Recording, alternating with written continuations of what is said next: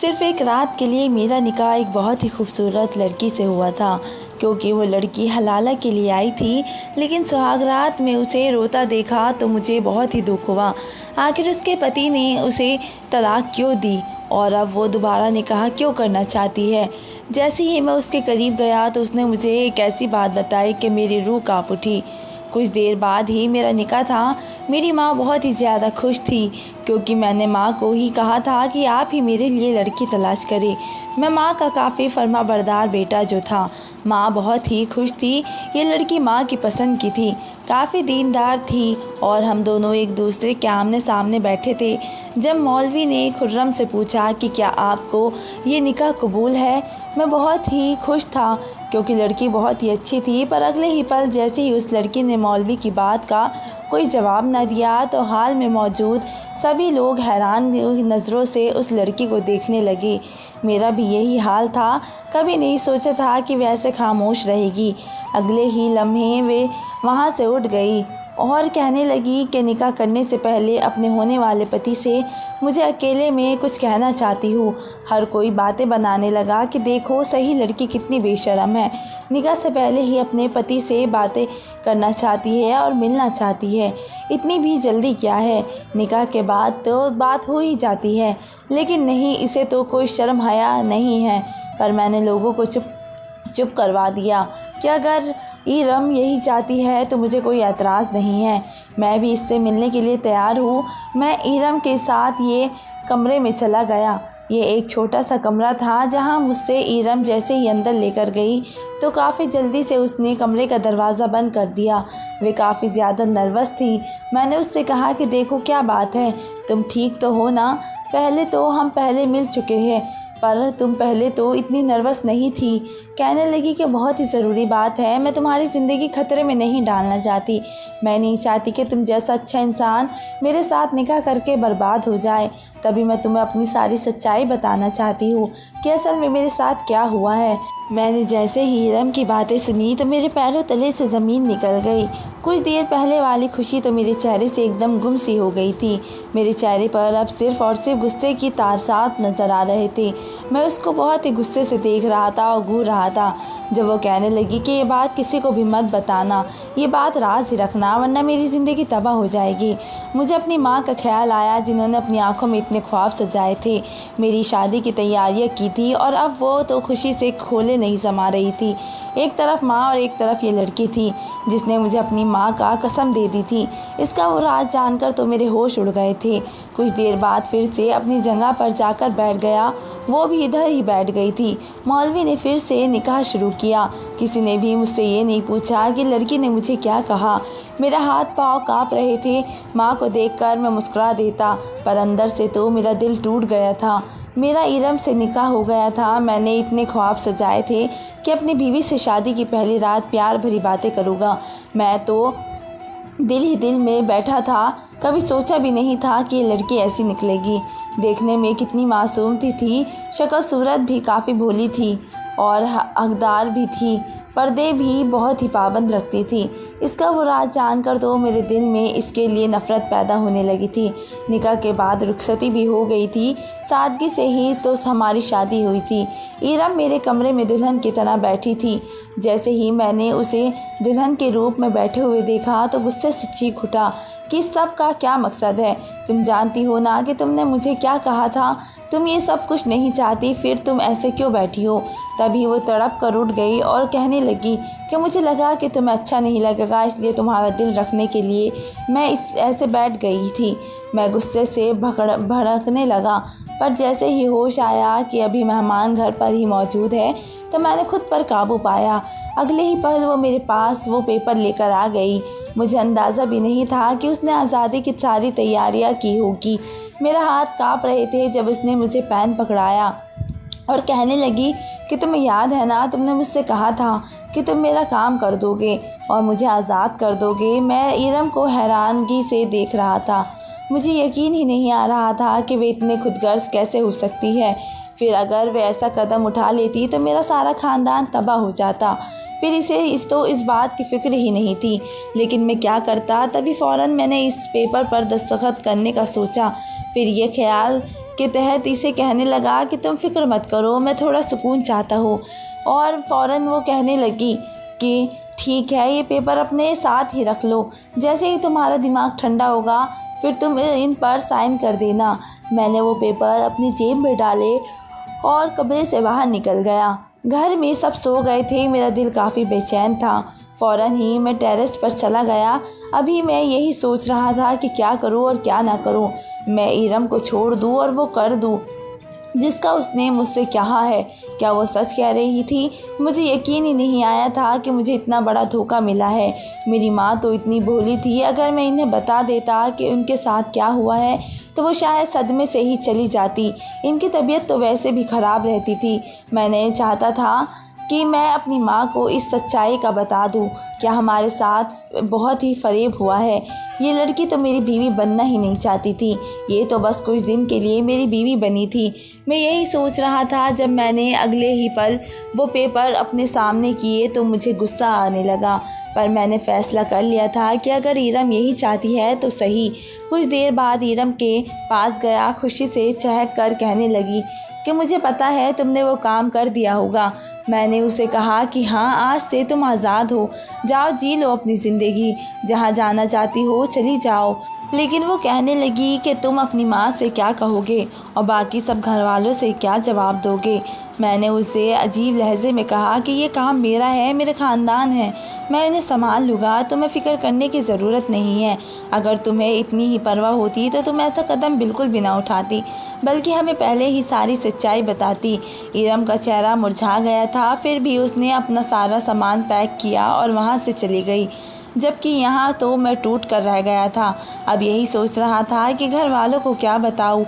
और अब माँ कल खुशी खुशी मेरे कमरे में नाश्ता लेकर आएगी और फिर इरम को तलाश करेगी कि मेरे बेटे की नई ज़िंदगी का पहला दिन है।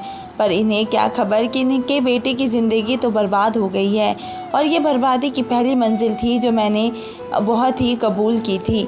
मेरी आँख लगी तो मुझे पता ही न चला। अगले रोज़ माँ ने दरवाज़े पर दस्तक दी तो मैं फ़ौरन ही उठा।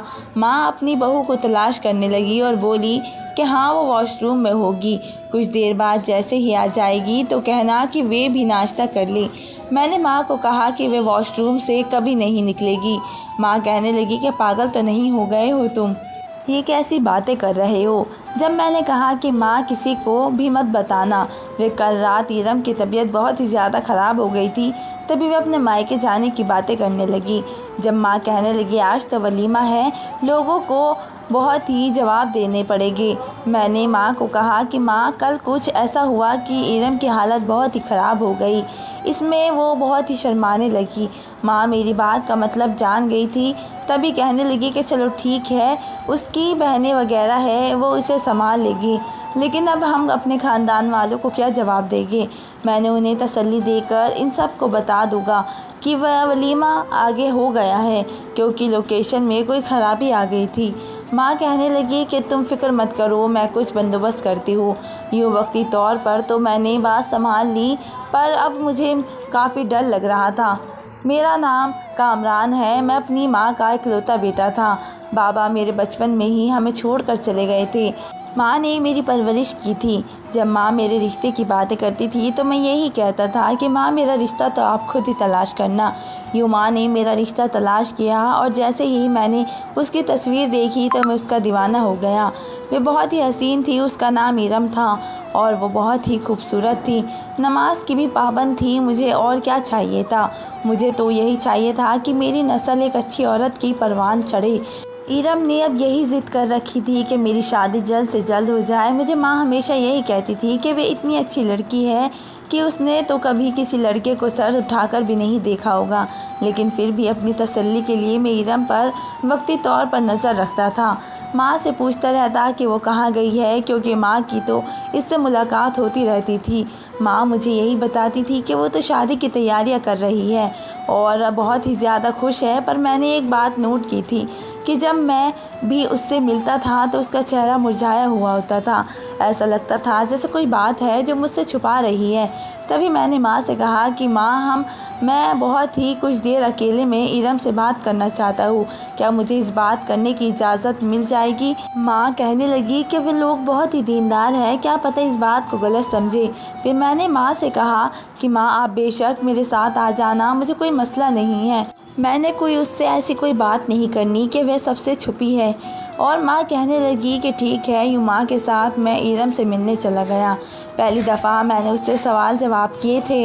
मैंने उससे कहा था कि तुम इस शादी के लिए खुश हो, तो खिलेम ईरम कहने लगी कि हाँ मैं बहुत ही ज़्यादा खुश हूँ, मुझे और भी कुछ नहीं चाहिए, मुझे तो बस ऐसा ही छोटा सा ख़ानदान चाहिए था और मेरी होने वाली सास भी बहुत ही अच्छी है, फिर मुझे किस बात का शिकवा होगा। यूँ मेरे दिल को तसल्ली हो गई थी। माँ गुस्सा हुई कि तुमने इससे कैसे सवाल किए हैं, भला कोई लड़की से ऐसे भी सवाल करता है। माँ को बहुत ही गुस्सा आया था, पर अब मेरा दिल तो बहुत ही ज़्यादा मुतमईन हो गया था। लेकिन मैं कहाँ जाता था, निकाह के वाले दिन ही वो मुझे वो राज बताएगी जिसे सुनकर मेरे रोंगटे खड़े हो जाएंगे। मैंने कभी भी नहीं सोचा था कि जिस लड़के को मैं अपना दिल दे बैठूँगा वो तो पहले से ही किसी और की होगी। हाँ, यही बात सच थी। इस रोज़ ईरम ने मुझे अपनी सच्चाई बताई थी। उसे सुनकर मेरे औसान खता हो गए थे। वे कहने लगी कि कामरान मुझे माफ़ कर दो, मैं तुमसे निकाह तो करने वाली हूँ, लेकिन इससे पहले ही मैं अपनी ज़िंदगी की एक बहुत बड़ी सच्चाई तुम्हें बताने वाली हूँ। मैंने जैसे ही उसकी बातें सुनी तो चौंक गया था। उसके वक़्त इसका निकाह इसके बचपन में ही हो गया था। उसने मुझे अपनी सारी दास्तां सुनाई कि मेरे माँ बाबा इस निकाह को मानते नहीं थे, पर मैंने तो अपने दिल से किसी को दे दिया था। मेरा वो कज़िन था कि बाहर रहता था। मुझे किसी ने भी नहीं बताया था कि मेरा निकाह इससे हुआ है। माँ यही कहती थी कि तुम्हारी शादी हम तुम्हारी पढ़ाई के बाद करेंगे। जब अचानक ही मेरे कज़िन ने मुझे बताया कि मैं शादीशुदा हूँ तो मेरी हैरत की इंतहा ना रही। मैं अपनी माँ से एक ही सवाल करती थी कि मेरी शादी किससे हुई है, लेकिन वो सख्ती से मुझे चुप करवा देती कि देखो बेटियों के मुंह से ऐसी बातें अच्छी नहीं लगती, अपना मुंह बंद ही रखना, खबरदार जो तुमने किसी से ये बात कही। पर मेरा शक तो यकीन में बदल गया था। मैंने अपनी इसी कज़िन से पूछा जिसने मुझे मेरे निकाह को बताया था कि मेरा निकाह किससे हुआ है। जैसे ही मेरे कज़िन ने कहा कि तुम्हारा निकाह वसीम से हुआ है जो कि तुम्हारी फूफो का बेटा है और वो बाहर रहता है, तो मेरे पैरों तले से ज़मीन निकल गई थी।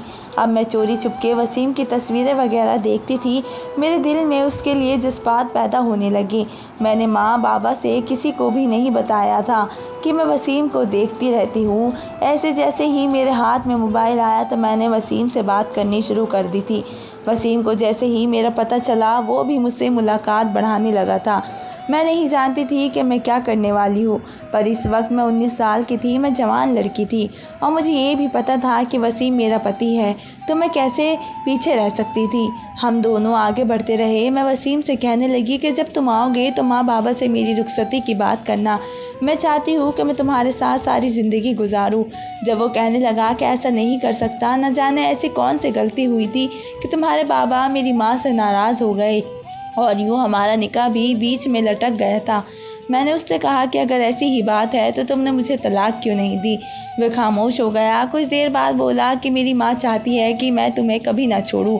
मुझे तब अपने माँ बाबा पर गुस्सा आने लगा। ऐसा लगता था जैसे मेरे माँ बाबा मेरे दुश्मन हों। इस वक्त वसीम ने मुझे बताया कि मैं पाकिस्तान आ रहा हूँ।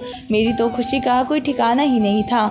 पर अब मैं वसीम से कैसे मिलती। तभी मैंने अपनी उसी कज़िन का फिर से सहारा लिया। वे कहने लगी कि तुम फिक्र मत करो, मैं तुम्हें वसीम से मिलवा दूँगी। वसीम एक होटल में रुका था, उसने मुझे इस होटल को बताया था। मैंने अपनी माँ से कहा कि मैं ट्रिप पर जा रही हूँ और यूँ मैं वसीम से मिलने इस होटल में चली गई थी, पर मैं कहाँ जानती थी कि मेरी ज़िंदगी इतनी बदल जाएगी। वसीम मुझे एहसास दिलाने लगा कि देखो तुम मेरी बीवी हो।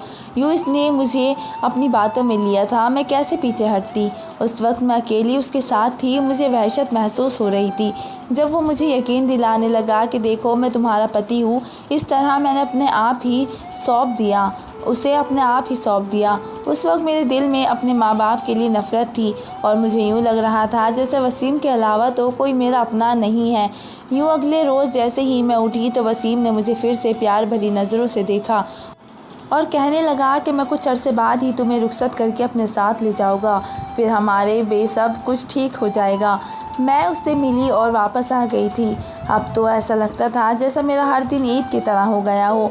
माँ बाबा मुझे खुश देखते थे तो यही कहते थे कि तुम इस तरह खुश रहा करो, पर मैंने वो राज अपने माँ बाप को कभी नहीं बताया था।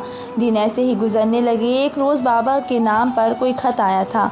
माँ ने जैसे ही बाबा से कहा कि इस खत में क्या है, तो वो कहने लगे कि कुछ भी नहीं है, यूँ समझो कि हमारी जीत हो गई।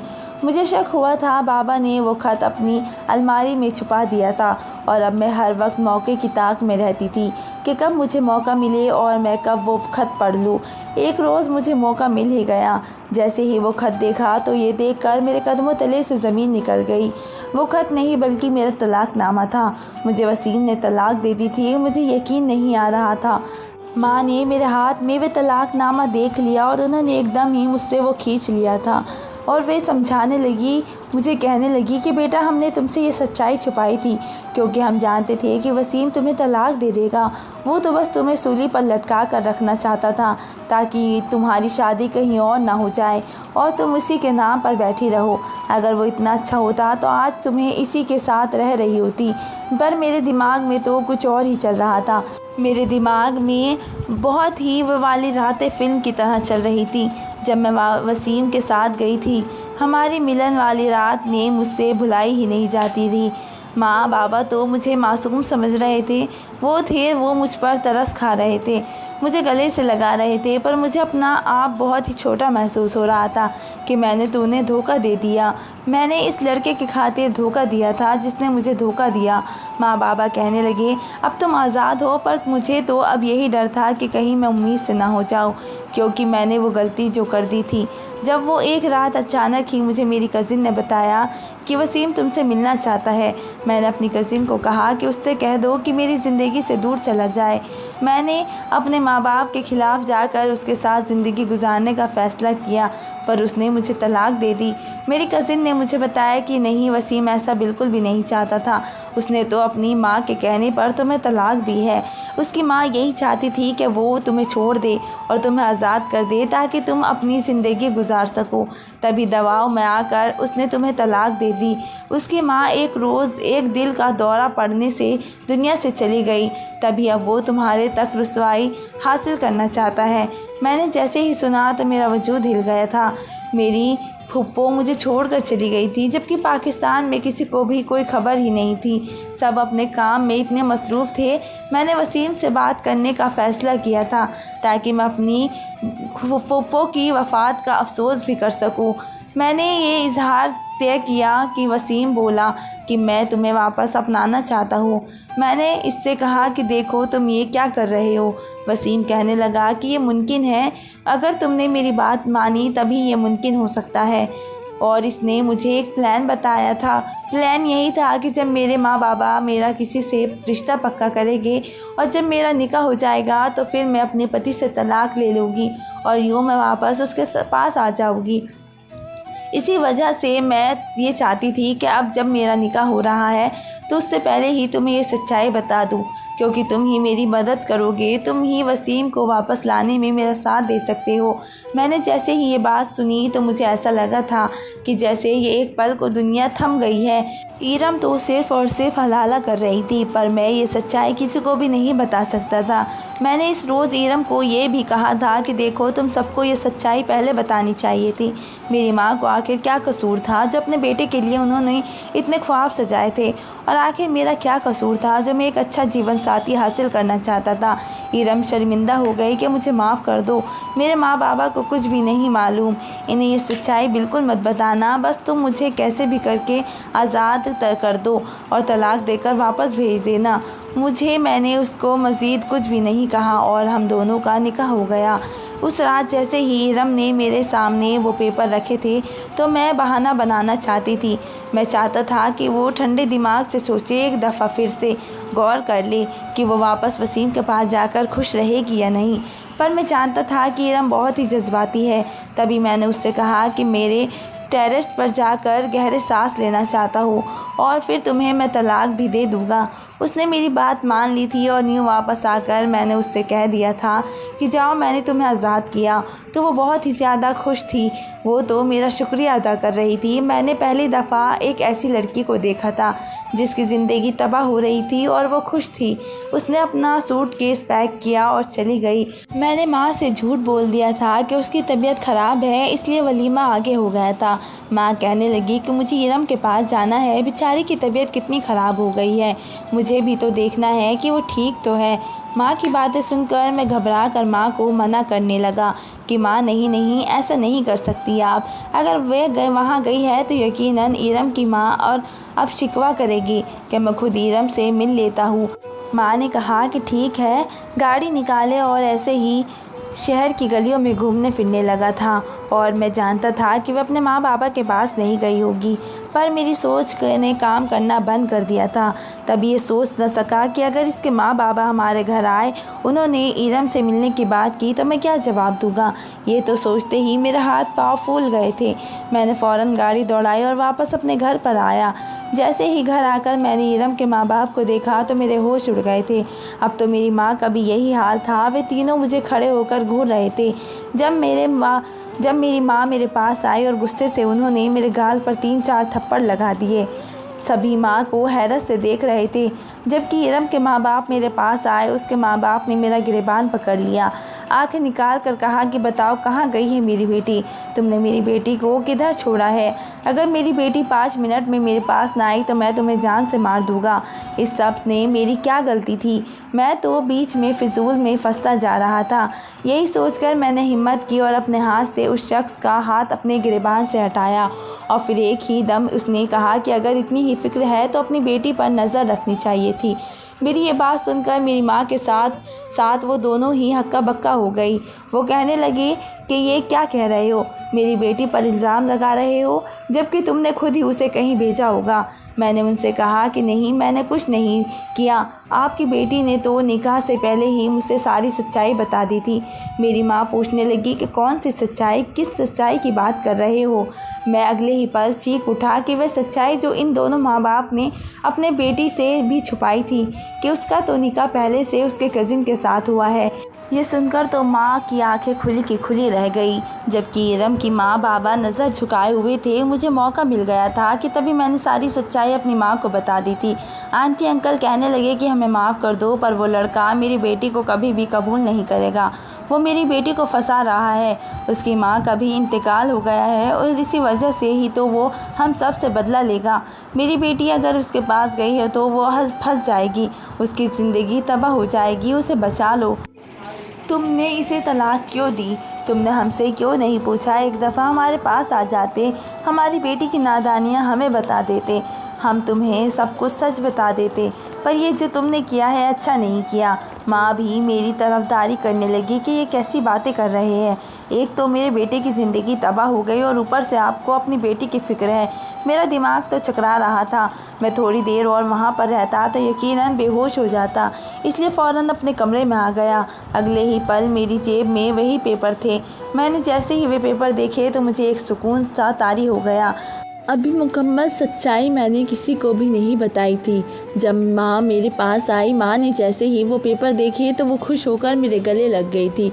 मुझसे कहने लगी कि मैं जानती थी कि मेरा बेटा बहुत ही ज़हीन है, वो बहुत ही समझदार है और वो समझदारी से ही मसला हल करेगा। तुमने ऐसा ही किया। अब जाओ और अपनी बीवी को जाकर तलाश करो, इससे पहले कि वो लड़का तुम्हारी बीवी के साथ कुछ गलत करे। माँ की बातें सुनकर तो गुस्से से मेरी रगें फट गई थी। मैंने कभी नहीं सोचा था कि मेरी बीवी तो वसीम के पास जा रही है, वैसे लड़के के पास जा रही है जिसने उसकी ज़िंदगी पहले ही तबाह कर दी थी। तभी मैंने इरम की तलाश शुरू कर दी थी। मुझे अचानक उसके कज़िन का ख्याल आया था जिसका मुझे इरम ने बताया था। मैंने उसके माँ बाबा से बात की और उसकी कज़िन से मदद ली। उसकी मदद से मैं इरम के पास पहुंच गया था। वो एक होटल में ठहरी हुई थी। मैंने भी उसी होटल में कमरा ले लिया। मैं उस पर नज़र रखता था और मैं जानता था कि वो असल सच्चाई नहीं जानती। सच्चाई तो ये थी कि उस रोज़ जैसे ही मैंने वो पेपर देखे तो यही सोच रहा था कि ये इरम की नादानी है, मैंने ऐसे ही उसे आज़ाद नहीं कर सकता। क्योंकि वो नादान है। अगर वो समझदार होती तो उसके माँ बाबा शुरू में ही उसको निकाह का बता देते। यकीनन वो इतनी नासमझ है। मैंने फ़ौरन ही वो पेपर ऐसे ही अपने पास महफूज रख लिए थे और इरम से झूठ बोला था कि हाँ, मैंने तुम्हें आज़ाद कर दिया है और तुम जाओ अपनी ज़िंदगी अपनी मर्ज़ी से जियो। और मैं यही सोच रहा था जब अचानक ही मेरे कमरे का दरवाज़ा बजने लगा। मैंने जैसे ही दरवाज़ा खोला तो वे मेरे सामने खड़ी थी और मुझे गुस्से से घूर रही थी। मेरे पास आई और मुझ पर चिल्ला पड़ी कि तुम इस होटल में क्या कर रहे हो, तुम मेरा पीछा क्यों कर रहे हो। पर मेरे पास तो कुछ कहने को ना था। नहीं, मैंने उससे कहा कि देखो, तुम जो कर रही हो वो सही नहीं है। वसीम से मिलना छोड़ दो। तुम्हारे माँ बाबा को तुम्हारी सच्चाई पता चल गई है। मैं कुछ भी नहीं संभाल सका। मैंने अपनी माँ को तो संभाल लिया था, लेकिन तुम तो अपना आधा काम छोड़कर ही भाग गई हो। वे कहने लगी कि मेरे माँ बाबा तो बहुत ही परेशान हो गए, अब मैं कहाँ जाऊँगी। अगर वसीम ने भी तो मुझे छोड़ दिया तो मैं किधर जाऊँगी। उसकी बात पर एक पल को तो मुझे अफसोस हुआ, लेकिन फिर कहने लगा कि यही तो तुम्हारी सज़ा है। मैं तो चाहता हूँ कि वसीम तुम्हें छोड़ ही दे, ताकि तुम्हें पता चले कि तुमने कितनी बड़ी गलती की है और तुमने कितना गलत कदम उठाया है। यूँ अब वो आंसू बहाने लगी, लेकिन फिर बोली कि नहीं, वो तो मुझसे बहुत ही प्यार करता है, वो मुझे कभी भी नहीं छोड़ेगा। उसकी बातें सुनकर तो मेरा दिल टूट रहा था कि मेरी अपनी ही बीवी मेरे सामने किसी गैर मर्द का नाम ले रही थी। मैंने खुद पर काफ़ी काबू पाया था, लेकिन मैंने अगले ही पल उसे अपने कमरे से बाहर निकाल दिया और कमरे का दरवाज़ा बंद कर दिया।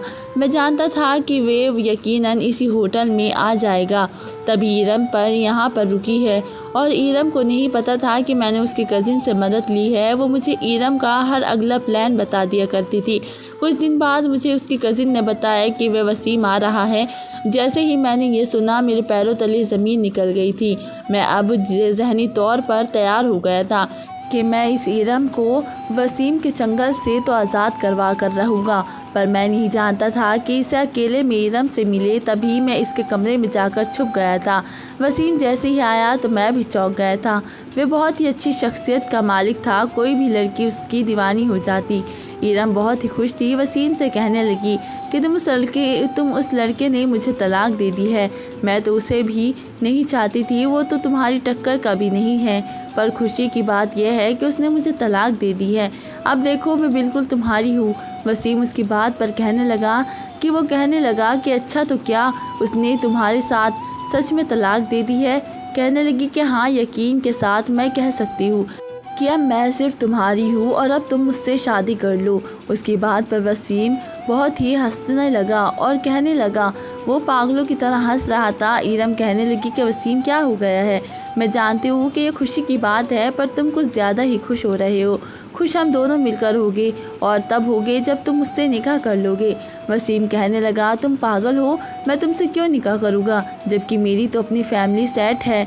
ये सुनकर तो मेरी रूह फना हो गई थी। मैं जानता था कि इरम की तो रूह जलनी ही होगी। और तभी वे कांपती आवाज़ से कहने लगी कि वसीम, क्या कर रहे हो। जब वसीम कहने लगा कि हाँ, मैंने सिर्फ़ और सिर्फ तुम्हारी ज़िंदगी तबाह करनी थी। तुम्हारे बाबा ने मेरी माँ की ज़िंदगी तबाह की थी। हमारे निकाह तो बचपन में ही हो गया था, पर उसके बाद तुम्हारे बाबा ने मेरी माँ को कहीं का नहीं छोड़ा था। मेरी माँ को वो ज़मीन ही नहीं दी जिस पर इनका हक था। मेरी माँ तभी आए रोज़ दिल का मरीज़ बनती रही। वो तो मुझसे कहती थी कि उसको तलाक दे दो ताकि वह अपनी ज़िंदगी गुजारे।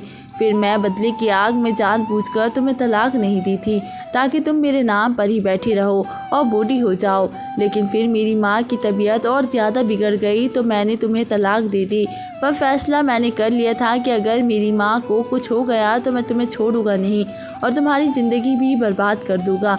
और देख लो, आज मैंने उसका बदला भी ले लिया। तुम्हारी ज़िंदगी बर्बाद हो गई है। अब यकीनन तुम्हारे माँ बाबा तुम्हें कबूल नहीं करेंगे और उस लड़के ने तो वैसे भी तुम्हें छोड़ दिया। इरम ने जैसे ही ये बातें सुनी तो एकदम फर्श पर गिर गई थी। मैं पर्दे के पीछे ये सब कुछ सुन रहा था। मुझे साफ दिखाई दे रहा था वसीम कमरे से बाहर निकल गया था, जबकि इरम फूट फूट कर रोने लगी थी। ऐसा लग रहा था जैसे उसने अपने आप खो दिया हो और वो अब चीखें मार रही थी। उसकी हालत देखकर तो मुझे अफसोस हो रहा था। मुझे हक था कि मैं उसके पास जाता और उसे संभाल लेता, पर मैं यह हक क्यों ना इस्तेमाल करता। तभी अगले ही पल मैंने अपना हाथ उसके कंधे पर रखा। एकदम वो बहुत ही पीछे हो गई और मुझे खटी निगाहों से देख रही थी। वो फिर कहने लगी कि तुम यहाँ क्यों आए हो। वो चीख रही थी और यही कह रही थी कि मैंने अपनी ज़िंदगी खुद बर्बाद की है। उसने तो मेरा इस्तेमाल किया है, पर मैं जानती हूँ मैंने अपने साथ गलत किया है। अब तो मैं कहीं की भी नहीं रही। मुझे कौन अपनाएगा, मुझसे कौन शादी करेगा, मुझे तो माँ बाप भी कबूल नहीं करेंगे।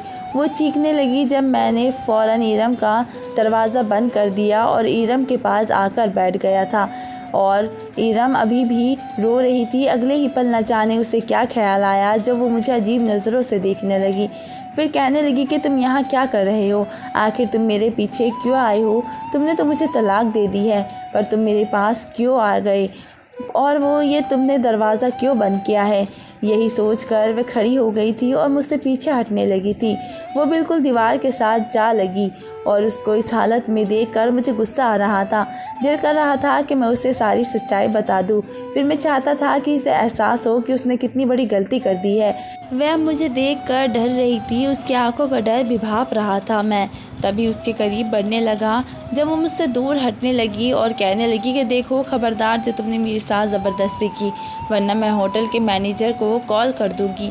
मैं उसके तासीर को गौर से देख रहा था जब अगले ही पल मैंने अपनी जेब से वो कागज़ निकाला और उसके सामने लहराने लगा। वो कहने लगी कि हाँ, मैं जानती हूँ तुमने मुझे तलाक दे दी है, पर ये पेपर बार बार निकाल कर मुझे क्या साबित करना चाहते हो, क्या बात रही हो और मेरी बाहर का तमाशा देखने आए हो। मैंने उसे कहा, इसे गौर से देखो, तुमने इस पेपर को गौर से नहीं देखा। इरम की नज़र उस दस्तखत वाली जगह पर गई तो उसके होश उड़ गए थे। वो मुझे ना समझी के हाल ही में देखने लगी थी। उसने कब सोचा होगा कि उसको कोई बचा भी नहीं सकेगा। इसे तो यूँ ही लग रहा था कि उसकी ज़िंदगी तबाह हो गई है। वो टूटे टूटे अल्फाज में कहने लगी कि उसका मतलब यही है कि तुमने मुझे नहीं छोड़ा था, तुमने मुझे तलाक नहीं दी थी। मैंने उससे कहा कि हाँ, इस रोज़ मैं जान गया था कि तुम बहुत ही जज्बाती लड़की हो और तुम नादान हो। जब तुमने मुझे अपनी सच्चाई बताई तो भी मैं जान गया था, क्योंकि जिस लड़की के माँ बाप ने उसको ये सच्चाई नहीं बताई कि उसका निकाह बचपन में हो गया था, तो यकीनन वो लड़की नादान ही है। तभी मैंने फ़ैसला किया था कि मैं तुम्हारी ज़िंदगी बर्बाद नहीं कर सकता। इसी वजह से मैंने तुम्हें तलाक नहीं दी थी, पर मैं ये भी जानता था कि तुम अपने इरादे से बिल्कुल नहीं हटोगी और मकाम ज़रूर कुछ पाओगी जिसका तुम्हें जुनून है। इसलिए मैंने तुमसे ये झूठ बोला कि जाओ, तुम आज़ाद हो, मैंने तुम्हें तलाक दे दी है। और वही हुआ। तुमने जैसे ही ये सुना तब तुमने फ़ौरन सामान बांधा और जाने के लिए तैयार हो गई थी। उसके कुछ देर बाद ही तुम्हारे माँ बाबा मेरे पास आए थे। मैंने उनको सारी सच्चाई बताई तो वह कहने लगे कि वह अच्छा लड़का नहीं है, जाकर उसे बचाओ।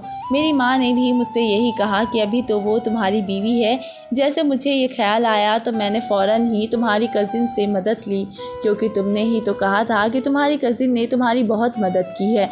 मैं जान गया था कि तुम इस वक्त भी अपने कज़िन से ही मदद लोगी, क्योंकि मैंने उससे कहा कि वो मुझे तुम्हारी हर रिपोर्ट देती रहे। इस तरह मुझे तुम्हारी घंटे घंटे की खबरें मिलती थी और यूँ मैं तुम तक पहुँच ही गया। पर मैं ये बात बर्दाश्त नहीं कर सकता था कि तुम वसीम के साथ एक कमरे में मिलो। तब भी मैं यहाँ पर्दे के पीछे छुप गया था ताकि मैं तुम दोनों पर नज़र रख सकूं। मैंने सारी सच्चाई सुन ली। वसीम ने मुझे धोखा दे दिया है। सालों पहले वाली दुश्मनी का बदला इसने तुम्हारी ज़िंदगी बर्बाद करके तुम्हारे माँ बाप से लिया है। तुम फिक्र मत करो, क्योंकि मैंने तुम्हें तलाक नहीं दी। तुम अभी भी मेरी बीवी हो और मैं तुम्हें सच्चाई पहले ही नहीं बताना चाहता था, क्योंकि मैं चाहता था कि तुम्हें थोड़ा एहसास हो कि तुम किस रास्ते पर निकल गई थी। और अब मैं जान गया हूँ कि तुम्हें पता चल गया है कि वो तुम्हारे लिए बिल्कुल भी अच्छा लड़का नहीं था। इरम ने जैसे ही मेरी बात सुनी तो फ़ौरन मेरे गले लगकर माफ़ी मांगने लगी। और पर अब तो मुझ पर से तुम्हारा एतबार ही उठ गया होगा। लेकिन प्लीज़ माँ बाबा को ये मत बताना, इन्हें सब यही बताना कि मैं वसीम के पास नहीं गई, क्योंकि अगर इन्हें ये पता चलेगा तो इनका दिल टूट जाएगा। मैंने उससे वादा कर लिया और यूँ हम दोनों वापस आ गए थे। उसके माँ बाबा ने भी उसे माफ़ कर दिया था। तो दोस्तों, आज की कहानी हमारी कैसी लगी हमें कमेंट बॉक्स में ज़रूर बताएं। मिलते हैं एक नई स्टोरी के साथ, तब तक के लिए धन्यवाद।